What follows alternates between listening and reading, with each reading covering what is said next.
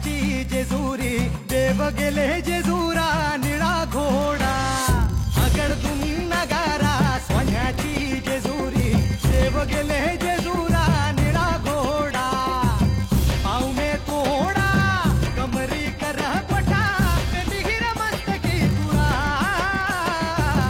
खोबऱ्याचा कुटका भंडाऱ्याचा भडका बोल अहंकारा सदानंदाचा येळको सदानंदाचा येळको जय देव जय देव जय देव जय देव जय देव जय शिव मातंडा जय देव जय देव जय देव जय देव जय देव जय शिव मातंडा हरिवरना मल्हारी तुझी प्रचंड जय देव जय देव जय देव जय देव जय देव जय शिव मातंडा हरिवरना मल्हारी तुझी प्रचंड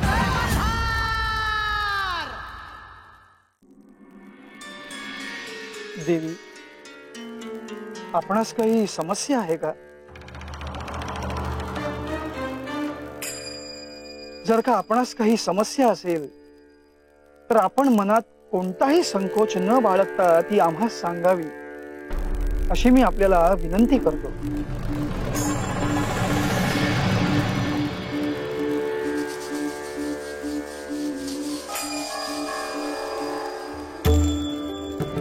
माझ्या माता पित्यांनी माझ्या विवाहाचा प्रस्ताव जेजुरीच्या राजांकडे पाठवला होता. प्रस्तावाच्या बोलण्यासाठी आमंत्रित देखील केले गेले, परंतु आपल्या राजांनी एक अट घातली होती की त्यांची खूणगाठ माझ्याकडे असेल तरच जेजुरीत येता येईल. मला माणसेला अट ही पहा खूणगाठ.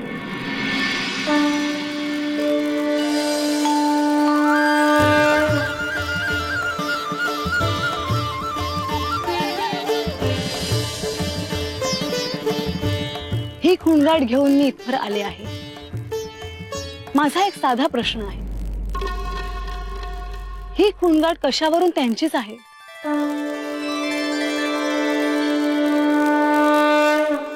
ही खूणगाठ त्यांचीच आहे ही साक्ष मला जोपर्यंत पटत नाही तोपर्यंत मी जेजुरीत प्रवेश करणार नाही.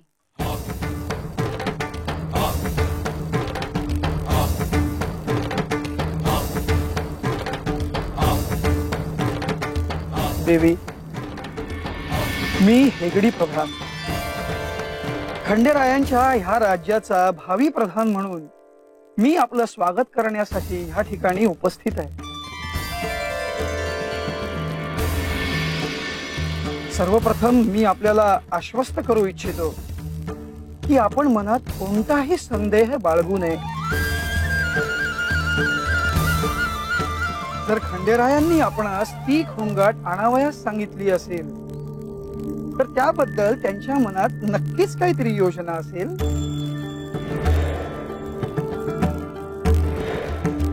तुमच्याकडील खूणगाठ ही त्यांचीच आहे असा दाखला त्यांच्याकडे असल्याखेरीज ते अशी अट घालणार नाही. मी जरी ह्या राज्याचा भावी प्रधान असलो तरी आपण मला भगिनी समान आहात. आपल्या पुढे मी असत्य वचन कधीच सांगणार नाही. बंधू या नात्याने मी आपणास विनंती करतो की आपण जेजुरीत प्रवेश करा. जर आपण ती खूणगाठ पटवण्याची साक्ष देण्याचे वचन मला देणार असाल तर आणि तरच मी जेजुरीत प्रवेश करेन.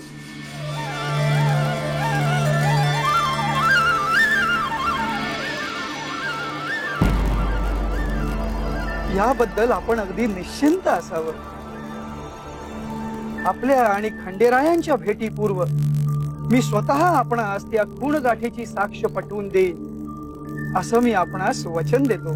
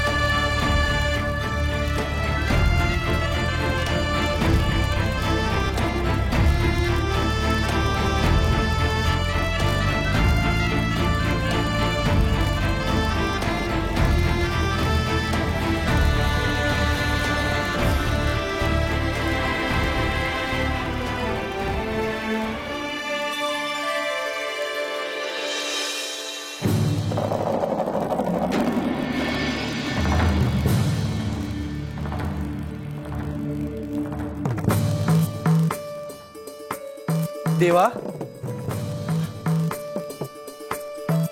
प्रधानजी, आम्ही आपलीच वाट पाहत होतो. गडावर पाहुण्यांचे आगमन झाल्याचे कळले. त्यांच्या आगमनात कोणताही व्यत्यय नाही ना आला? व्यत्यय असा नाही देवा, पण देवी म्हाळसा यांच्या मानीपणाचा आम्हाला चांगलाच प्रत्यय आला. आपल्या कन्येकडे माझी एक खूणगाठ आहे आणि ती असेल तरच आपली भेट घडू शकते असा निरोप आपण दिलात खरा. पण ती खूणगाठ पटली तरच मी जेजुरीच्या वेशीत प्रवेश करेन असा प्रण म्हाळसा यांनी घेतलाय. मी कशीबशी त्यांची मनधरणी करून योग्य वेळी ती खूणगाठ तुम्हास पटवून देईन असे वचन दिलंय त्यांना. देवा, खरं सांगायचं तर त्या खूणगाठीचा विषय त्यांनी चांगलाच मनाला लावून घेतलाय.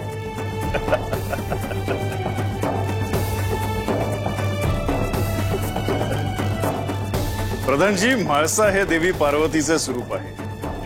त्यामुळे आपला असा झालेला अवमान ती कदापि सहन करणार नाही हे आम्ही जाणतो.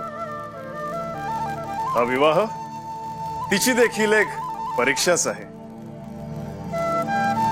देवा, आरामासाठी विश्रामगृहात त्यांची योग्य ती व्यवस्था केलेली आहे. त्यांचा प्रवासाचा क्षीण जाताच आपली आणि त्यांची गाठभेट होईलच. प्रधानजी, उद्या प्रातःकाळी दरबारात तिम्माशेठ आणि त्यांच्या परिवारास भेटण्याचा आमचा मानस आहे. उद्या नाही म्हणजे उद्या दरबारात आपली आणि त्यांची औपचारिक भेट घडून येईलच, पण आज आपण त्यांना भेटू इच्छित नाही. अगदी तसे नाही, पण आपण म्हणता तसा त्यांचा प्रवासाचा क्षीण कमी झाला की आम्ही तिम्माशेठ यांना नक्कीच भेटू. केवळ तिम्माशेठच की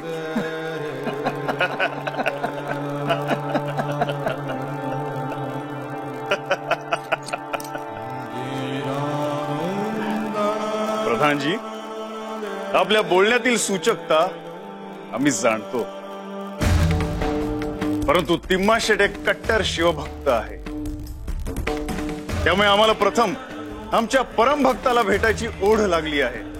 जसे आपण योग्य समजाल देवा.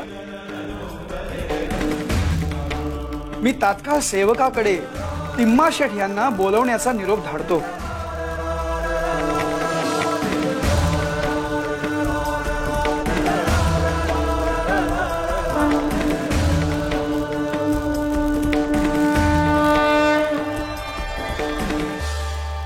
लतिका, महाशास्त्रींच्या दालनात त्यांना काय हवे नको याकडे नीट लक्ष असू दे. प्रणाम. प्रणाम. म्या चौडप्पा, देवाचा सरदार.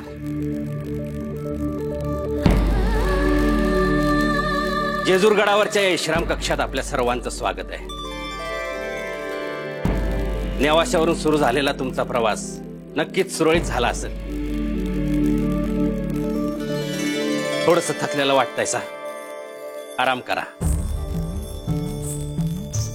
या विश्राम कक्षाच्या मागच्या बाजूला म्हणजेच अंतपुरामध्ये आपल्या राहण्याची समधी व्यवस्था केलेली आहे.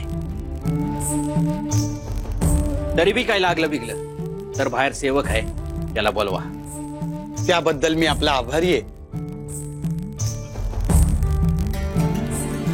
देवाने निरोप धाडलाय, त्यासनी आपल्याला भेटायचं आहे.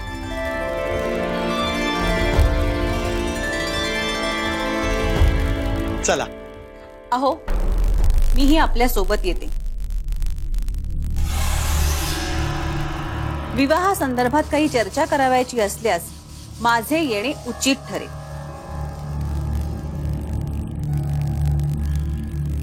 माफी असावीची. देवाचा निरोप असा आहे की ती आज फक्त तिम्माशेठना भेटणार आहेत. बाकी कुटुंबियांना ते उद्या दरबारात भेटतील. अहो पण मायानंदा, ते म्हणतात ते योग्य आहे.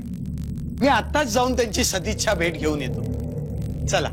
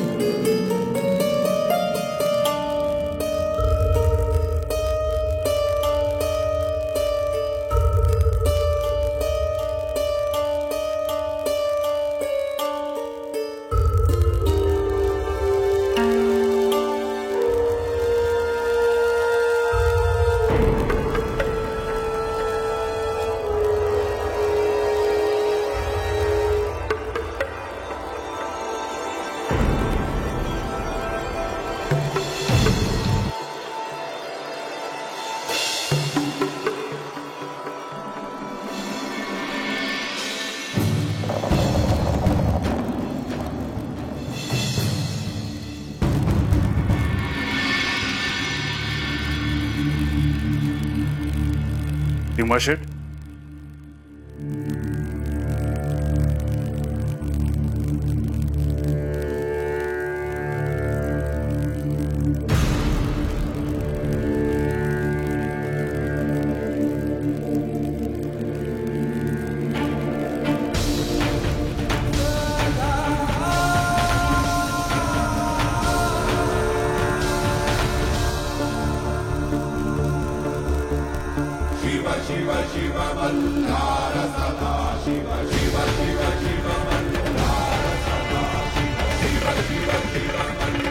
उठ भीमाशेठ.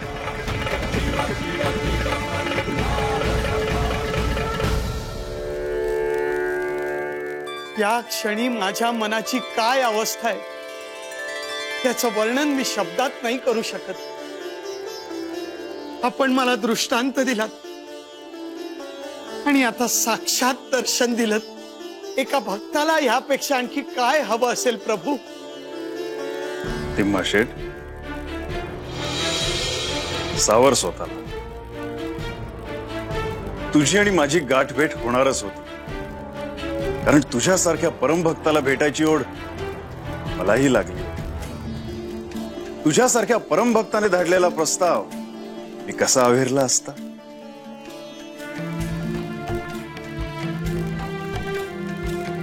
भीमाशेठ, या विश्वात अनेक भक्तगण आपापल्या परीने माझी किंवा त्यांच्या आराध्य देवतेची निस्सीम भक्ती करत असतात, परंतु तुझी भक्ती निराळी आहे. तू तुझी कार्य संपन्न करून आपली भक्ती जोपासतोस. भीमाशेठ, तू खरा कर्मयोगी आहेस, त्यामुळे निश्चितच तू तुझ्या भक्तीने इतर भक्तगणांसमोर एक आदर्श निर्माण केला आहेस. भीमाशेठ, तुझ्या मनाची व्यथा मी जाणतो, परंतु चिंता करू नकोस, सर्व काही मंगल होईल.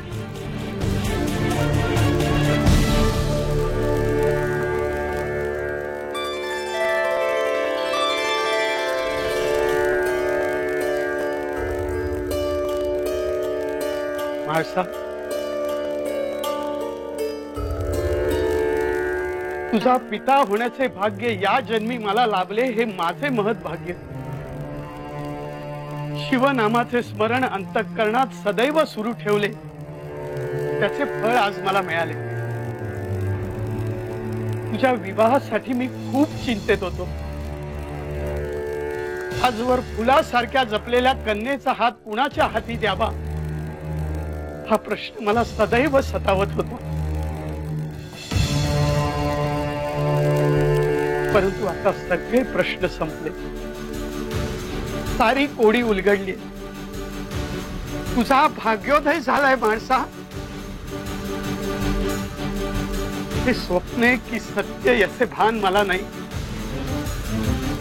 परंतु एक सांगतो, तुझ्या भाग्योदयाबरोबर माझ्याही जन्माचे सार्थक झाले माणसा.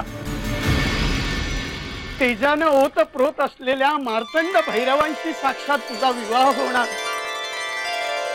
ही भावनाच किती रोमांचकारी आहे. या पुढचे तुझे आयुष्य सुखाचे असणार आहे, समृद्धीचे असणार आहे, यात मात्र मला तिळमात्रही शंका नाही. बाबा, तुमची त्यांच्याशी भेट झाली? ते काय म्हणाले? तुम्ही काय म्हणालात? माझा नेवाशाहून आपण जेजुरीस विवाहाची बोलणी करण्यास येणार हे तर विधी लिखितच होते. पण बाबा, माझा तुझा माझ्यावर विश्वास आहे ना? हा विवाह नक्की होणार. खंडेराय हे एकमेव तुझ्यासाठी अनुरूप वर आहे.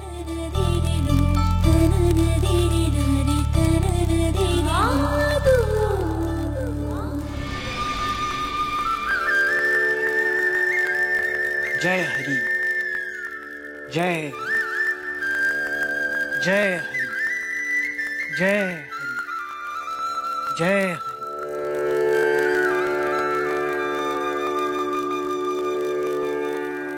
बानू, मी तुला म्हणालो की आता तुला कठोर साधना करणं क्रमप्राप्त आहे. मी जो विधी तुला सांगितला तो यंत्रविधीचा एक भाग आहे. यंत्रविधी? साधनेच्या मार्गात आपल्याला अशा काही विधींची मदत घ्यावी लागते.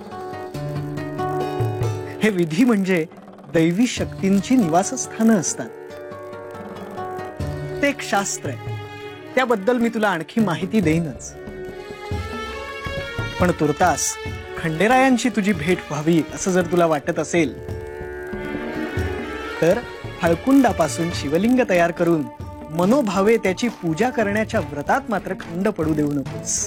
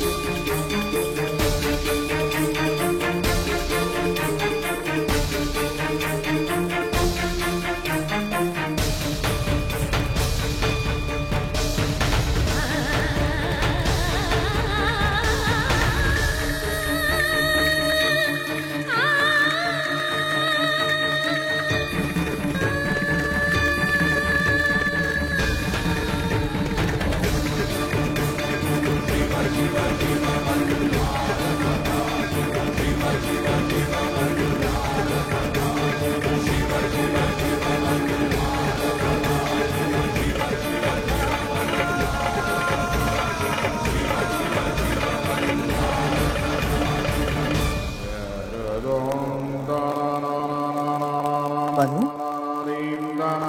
कसला विचार करतेस? महाराज, माझ्यासारखं हे असलं एखादं व्रत अजून कोणी करत असेल तर खंडेराय माझ्या आधी त्या भक्ताला भेट देतील.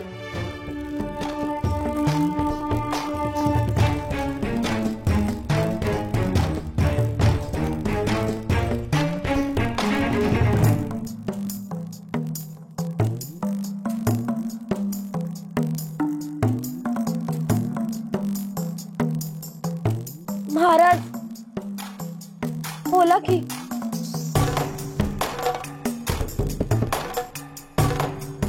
बानू, एक गोष्ट मात्र ध्यानात ठेव. आपल्या आराध्याची भेट व्हावी म्हणून अनेक जण कठोर तपश्चर्या साधना करत असतात. पण आराध्याच्या मनात मात्र कधीही द्विधाभाव नसतो. त्याच्यासाठी सर्व भक्त समान असतात.